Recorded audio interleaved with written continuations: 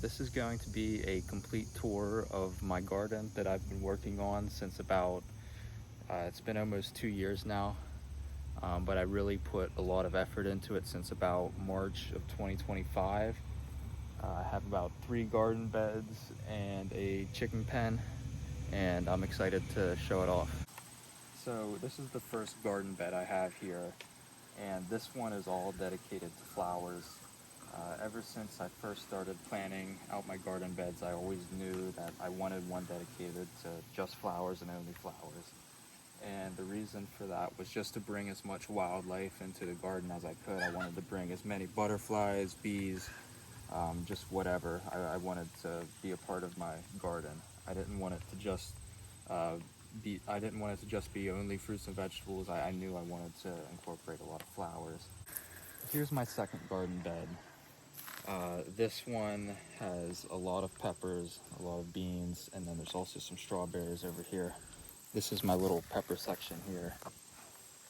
Right here is probably my favorite. This is a Butjalokia, also known as a ghost pepper. It's probably my largest pepper plant.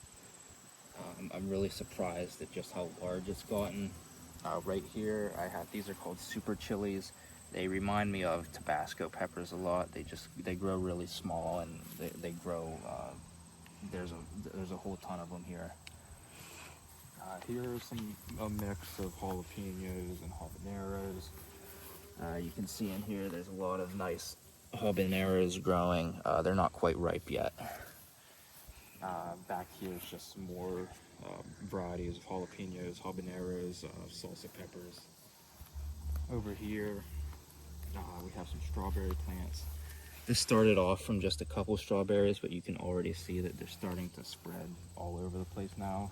Probably won't be long before this whole garden bed is taken up by just strawberries.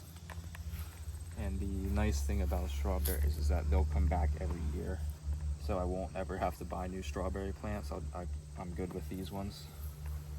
And then the rest of the garden bed is filled up with bush beans. And there are multiple varieties. They're different colors. There's yellow ones, there's purple ones, there's green ones. They all taste the same though. It just gives you a variety of different colors. Right here, this is my last garden bed.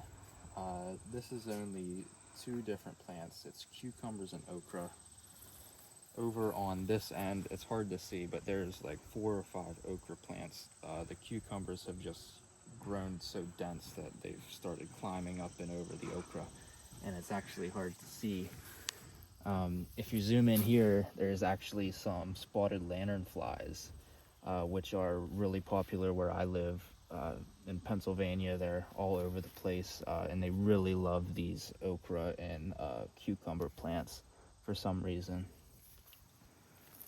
But yeah, here's all the cucumbers. This started off as just 6 plants, and it has grown to this much. I'm getting half a dozen to a dozen cucumbers every single day throughout the month of August. I've been getting so many. It's been great. They're pretty low maintenance too. I don't have to water them all that often. I really just plant them and let them go off on their own, and they're providing lots and lots of cucumbers.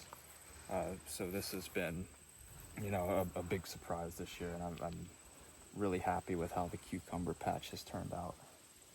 And then if you want to move over here, I have a little compost raised bed. I throw all of my compost in here, just any organic vegetable scraps from my kitchen. I'll put it in a bag, and then here and there I'll take the bag outside and just dump it in here. And also in this raised bed here, there's about 1,000 worms that I bought online for about $50. So if you want to get a lot of worms for your compost, you can get them online for really cheap. Mine were delivered in a couple of days. I got them off of Jim's Worm Farm, I believe it was called. So don't be afraid of doing your own compost because you don't know where to get a lot of worms. They're super easy to get online. You can get a lot of them for about $50, and they're delivered in a few days. It's super easy. Over here, I have my chickens. I have 4 chickens total. I have 1 rooster and 3 hens. I bought this coop from Tractor Supply for about $400. It's really nice, really sturdy. I I've never had any problems with it. The chickens seem to love it. And then I had this, they were free range for a little while, but they were starting to get too adventurous, so I had to get some type of enclosure to put around the coop. So if you are going to start, if you are going to try and raise your own chickens, make sure the coop's probably not going to be enough. You're going to need something that can enclose around the coop. You don't have to do what we did and try a bunch of options that didn't work. You know, we tried different fencing options. We tried bird netting.